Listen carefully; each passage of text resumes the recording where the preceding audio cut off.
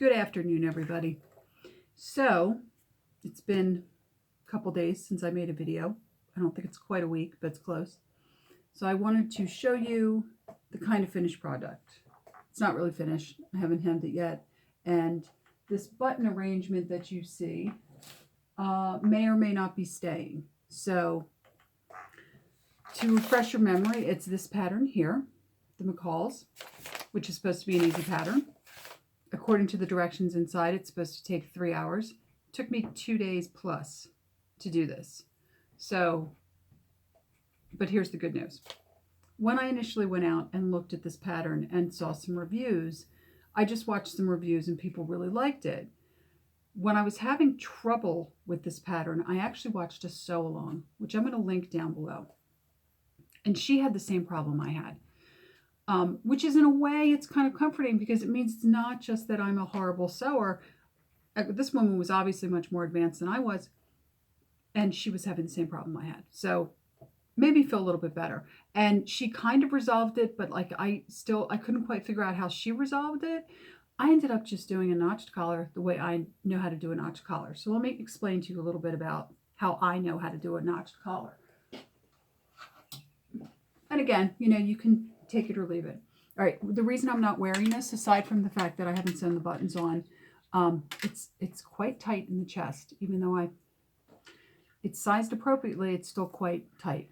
It's also incredibly sheer. I don't know, can you see my hand back here? Yeah, I have to get a slip for this. But, so if you can see the notched collar, and then you see it on here.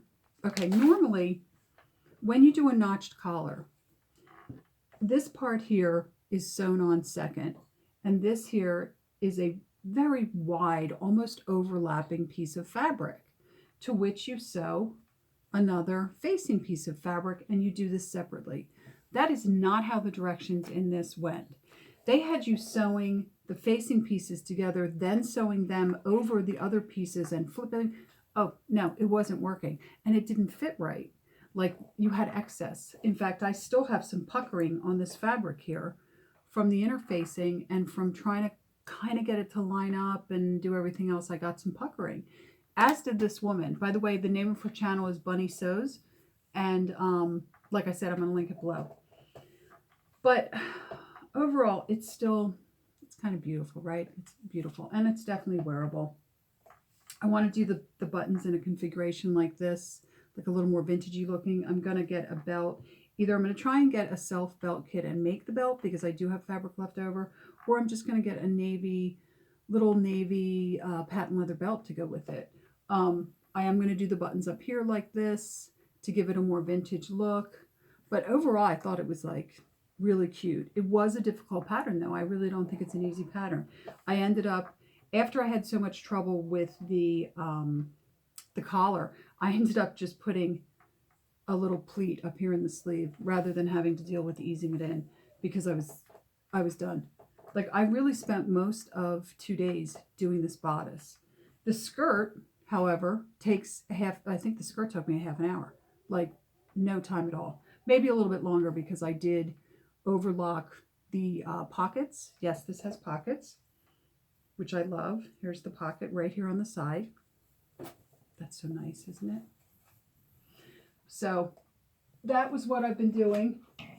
I also did another thrift haul, which I didn't show you guys because it was a weird haul. I got some more patterns. Most of them went up on Etsy, but I have to show you guys this one. I'm going to keep this one because see this over here? Doesn't that kind of look like a 50s style swing coat? I'm thinking of trying to do that in a plaid and make like almost like a 49er kind of inspired coat for myself. So I am keeping this pattern. So it was one of the only ones from the hauls of patterns that I got that I'm keeping. And then I did this haul. I see this giant bag and I see sewing stuff in it, right? So of course I grab it. It's like $5.99 giant bag. Well, I got it home and I opened it up and it is quite literally all quilting stuff. So I did take some stuff out of it that I'm going to keep, like some fabric glue and this stuff, which I've never heard of. And next time I got to do a gathered skirt, look at this stuff. It dissolves. Never heard of that. And then this was just really nice. It's silver thread. I know it's hard to see, but it's metallic thread. I thought that would be cool for some project. And then these were the two things that I was like, yeah, I'll grab that for $5.99 because I would pay $5.99. These are the pens that you can use, and it washes out. So it's like a tailor's pen instead of tailor's chalk. So I grabbed those. But this was the best part. It's the loop turner. So next time I do a belt or a sash or a tie or whatever you would like to call it, I have the turner to turn the thing around, because that is a pain in the butt when you have to do it the old-fashioned way. So that was pretty much what I've been up to. I am very happy to announce that I'm done with physical therapy. And oh, look, my dog, who's been ignoring me for an hour, now wants to play. Okay, there we go. Go with the ball. I'm done with physical therapy. The orthopedic surgeon has said I can go back to work. The knee still hurts. It's probably going to hurt forever. What are you going to do, right? Yeah, so I'm so happy this is finally done. I have been looking for slips, and I think there's a company I'm going to order slips with. You know what? I'll actually put their link down below. They're a little unusual. They're like a conservative Christian company, and they make modest women's clothing, but they make cotton slips, cotton blend slips, and they're inexpensive. Really almost cheaper than Amazon. So, and you order them by your bust size, which is great. So I know I said I was going to do the blue for this, but honestly, the reason I changed my mind is it is so sheer that I'm afraid if I do a blue slip underneath, you're going to lose that really beautiful. I mean, look how beautiful. I'm looking at this on film because I've never seen it on film. It looks great. This is such a nice fabric. And I think, relatively speaking, I think the dress turned out good, considering that it drove me crazy. And it was nice to know that I'm not the only one that had problems with it, that other people who sew better than me had the same problem with this pattern. So that was kind of nice. So yeah, I don't think I'm going to do the dark navy slip. I think this will be prettier with a white slip because of how sheer this fabric is. And I don't want to take away from this pattern that this fabric has. So that's my piece. I'm not sure which dress I'm going to do next. I'm thinking of doing the one, if you saw my last video, that's going to have these buttons. The one that I'm going to do full length that has the rose over the, what's the word I'm looking for? Polka dot. But I haven't decided yet. I'm still thinking I'd really like to squeeze a fuller skirt out of that, which I might be able to do. Oh, that's another thing I didn't like about this pattern. Okay. Remember, this was supposed to have buttons. So I did cut this on the fold. So when I got to the back piece, it wasn't cut on the fold, which I thought was really odd, that they wouldn't have this pattern, that they wouldn't have the back piece be flat and cut on the fold, but they don't. And so unfortunately, I'm not super happy with this. Can you see my patterns didn't match? There's my back seam.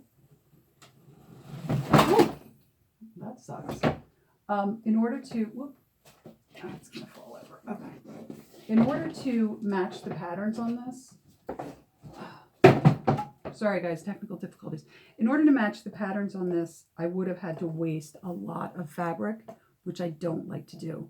I mean, it is unfortunately one of the problems with dealing with any kind of plaid is always get like an extra yard, because you may have to pattern match if you really want. But I still don't understand why they didn't do that on the fold. But the pattern says cut 2. Doesn't say cut on the fold. It says cut 2. And then right in the directions, it tells you to sew your back seam together. Doesn't make any sense to me. But like I said before, I still think it's really beautiful. I really love the way it turned out. I like the way I kind of did it so the skirt, I cut the front part of this skirt on the fold. I knew it was going to do this more of a diagonal, whereas this was going to be more straight up and down. But I like it. So anyway, if you'd like to see me attempt to sew things, please like, subscribe, leave a comment. And I hope this video was helpful. If you have any questions about this pattern, watch this woman's video. Like I said, I'm going to link it below, and leave a question for me. I'll be more than happy to tell you the issues that I had with this. because it's just not as easy as they make it seem. Okay, so anyway, until the next video, I hope you guys are enjoying warmer weather. I hope everybody's doing well where they are. And until the next video, take care, like, subscribe, comment, and I'll see you in the next one. Bye.